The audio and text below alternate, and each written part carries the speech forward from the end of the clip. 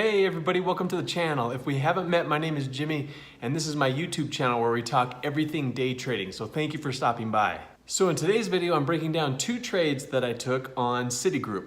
Great day trading, interesting statistics that are piling up. I added 4 new samples to my spreadsheet that I want to show you, as well as a bunch over the weekend that I went back through charts, found some more information, found some trade signals that would have triggered me into the trades, recorded those. I have new percentages, statistics to show you. Things are shaping up interesting, so let's jump into it.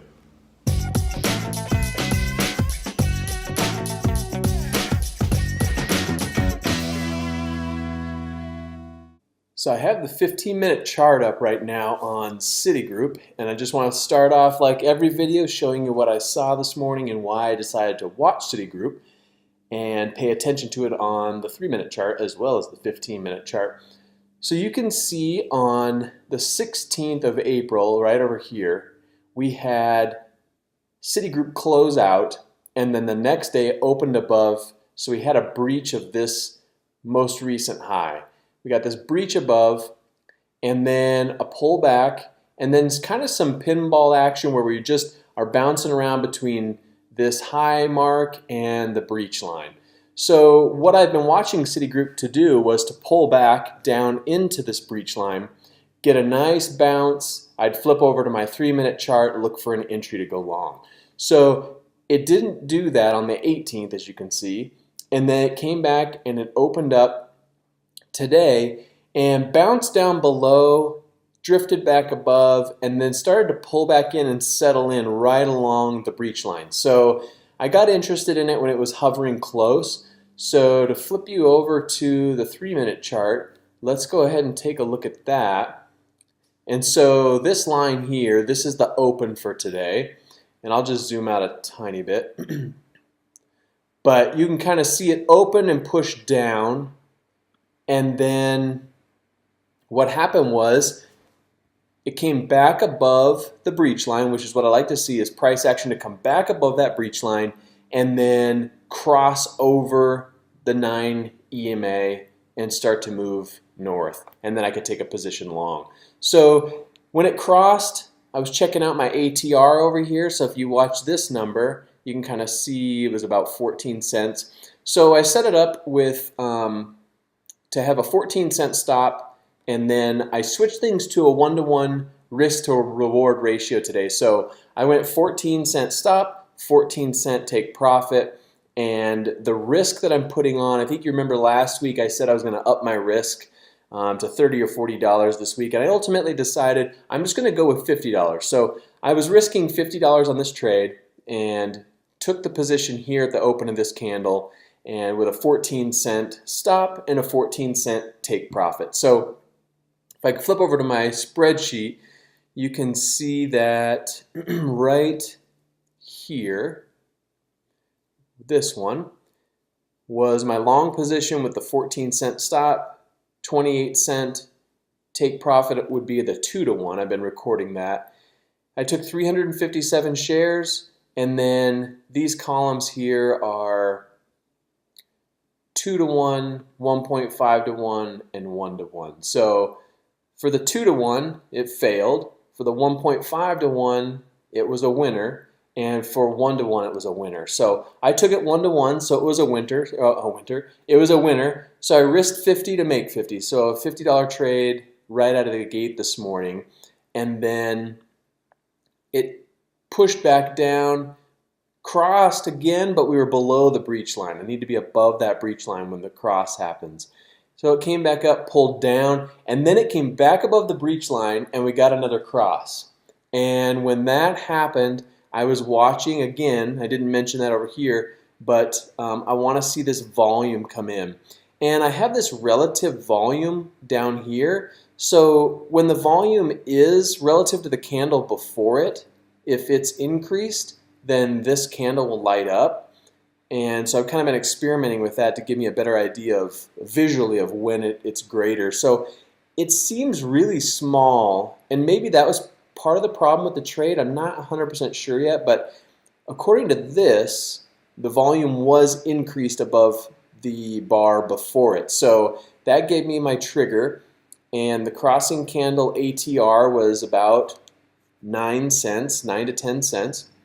So for this trade, I took it long here at the open of this candle and got stopped out pretty close, pretty immediately. So not the best, yeah, just not the best price action there, but I entered that in the log here. So 9 cents for the stop, 18 cents is my 2 to 1. Took 556 shares, hoping for 1-to-1 profit, and it was a no, and a no. So both of those didn't work out. So that ended up creating a scratch day for me on those two trades. And then the other two I found today were an MU trade and an AMD trade, and they were really interesting because they were winners on every risk to reward. So 2 to 1, 1.5 to 1, and 1 to 1, all winners on these two trades. And actually, let me open those up real quick because I took screenshots of them just so you could see them. So, I'm not sure what AMD is. Let me look at MU. So MU right here, you can see I had the breach line set up. It pushed down, dropped below the breach line, then the price action came back above, and the cross happened down here, so I'm not interested. Pulled back to the breach line. Then I got this crossing candle here, and the ATR on it was, let me bring up the spreadsheet again. On MU, the ATR was 7, so 7 was the stop, and 14 cents would be the 2 to 1. So I was doing a 0.07, so 7 cent stop, and I think I did an 8 cent take profit, was going to be my plan on this trade. But you got the cross here, and then jumped all the way up here. So the result on that one was a winner for every risk to reward. And then AMD, we can just take a peek at that real quick. Let me see if I can find it. So with AMD today, we had, yeah, so AMD right here. So you got the crossover here and a nice move higher. So that was where, I think that's where that came from.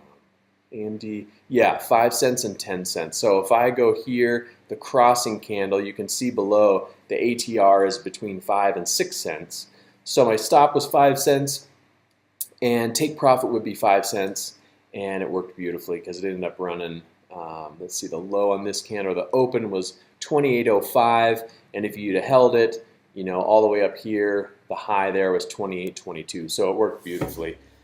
So super exciting to compile some more statistics because you can see now, I've been charting a few different things. I've been also adding how many of the positions I'm taking end up being short versus long. I want to track that as well. And overall in the 2 to 1 risk to reward, I'm hitting 51.6%, 16 out of 31 trades. 1.5 to 1, you can see 77.4%. 1 to 1, 90.3%. I just can't, this has just got me really captivated right now. So I'm watching it close. You know, I was saying what a bummer that one of my live trades today was a loser on the 1 to 1, but you know, when I count them out, it was like this is number 13, it was finally a loser. Then 1, 2, 3, 4, 5, number 6, that's a loser.